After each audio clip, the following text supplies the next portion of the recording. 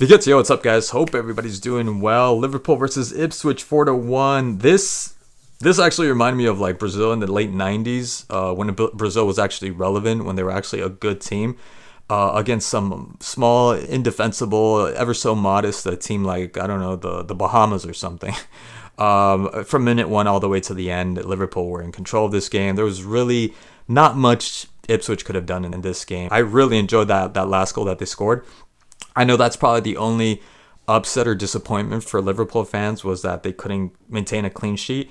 But man, that was a really good executed corner kick from Enciso, which, man, what happened? When I saw Enciso play last season and the season before that, he was just so good.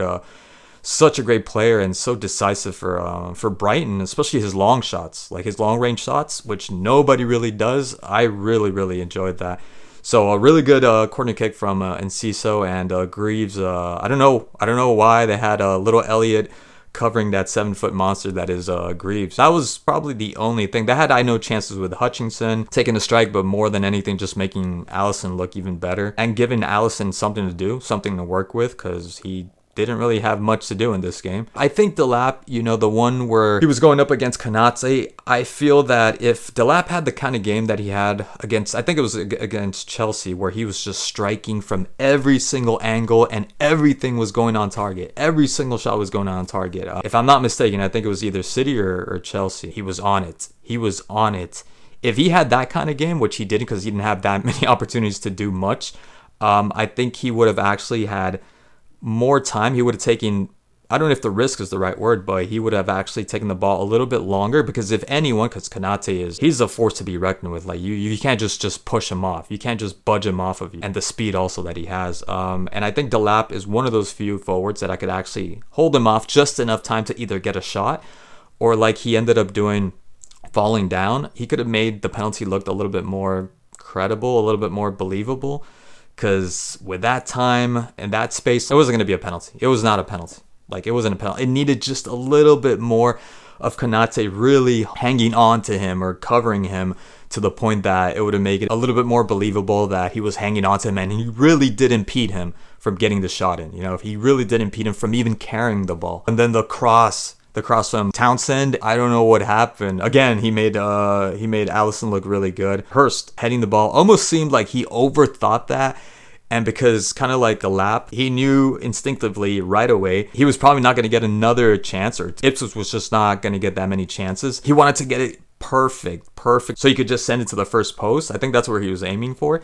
And gave it right to Alisson. So that was it. That was pretty much it for Ipswich. There was nothing much more in the game. I don't think they had a horrible game, but they weren't much of a challenge for Liverpool in the end. Calvin Phillips, I thought, was decent. Offered a little bit more assurance in the middle and the back line, but just simply not enough, and not something that he could do on his own. You can hardly blame him for not having an exceedingly well-played game. For Liverpool, just everybody who didn't play well, everybody played amazingly well on that team. Enjoyed the midfield with McAllister, Gravenberg really good when he gets the ball and he makes those little turns, and he's really smart about like whether he's going to pass it or if he sees that there's space between two players, like running through the line and breaking it and then passing the ball, he's going to take that. He's just not going to do the same thing that you see a lot of these players do, where they just play it to the back or to the side or to the goalie even, and he will take that chance, and he does it so well. It's not even a chance. It's not even a risk at this point with Gravenberg. And the same thing with McAllister. McAllister's another one that is just so good at guarding the ball and also taking that so-called risk that I mentioned, where he'll break through the line. He will if he has to. But most of the time he does play balls to the side or to the front. He goes vertically. But Szoboszlai was outstanding. I thought he was one of the best players on the field, probably the best player for Liverpool. Not only for the goal, but just his ability to take defenders with him and open up opportunities for his teammates. And then, yes, the recoveries, the going back, the running back. And I mean, everybody pretty much does that. Even Salah did that today in one play. He went all the way back. He lost the ball. I love that. And I don't think he made that many nonsense center shots that he always does. In every game he does that. In this game he did that very little. And obviously he got his goal. Yes, he got his goal. Really good goal. A goal that only he could be able to score, because most people would have tried to find somebody else, another teammate, because that was a really close angle. But he did that. He went back, got the ball back after he lost it, and Szoboszlai did that throughout the game. I mean, who didn't do that in this team? Diaz, Gravenberch, like as a McAllister, they all do that. But they hardly lose the ball too. Like McAllister, I don't see him losing that ball that much. Gravenberch doesn't. He probably lost once or twice. Trent also did that. Trent had a really good game. The only complaint, and this is like me nitpicking, is the one pass that he was trying to get Diaz for the header. And just the way he struck the ball, it looked really good. It was aesthetically pleasing, but striking the ball knowing that the distance between the player and the goal, you're not going to have enough time for the ball to meet the player. With that shot, the outside curve shot, with the outside of the foot, it needs to be a shot that's an in-swinger, not an out-swinger. And I think he knows better, but at that point, he was kind of just showboating.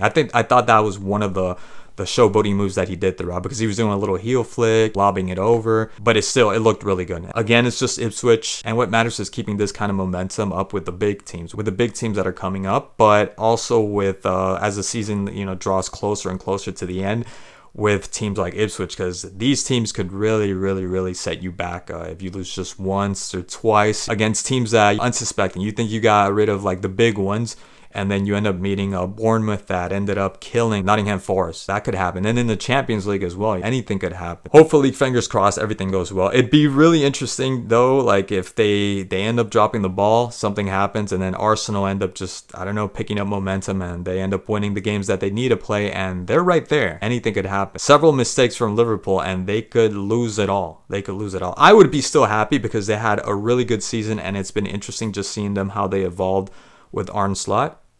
And because nobody really expected this to be happening, especially after Klopp leaving. People were too emotional. Nostalgia was setting in. It's not going to be the same, etc., etc.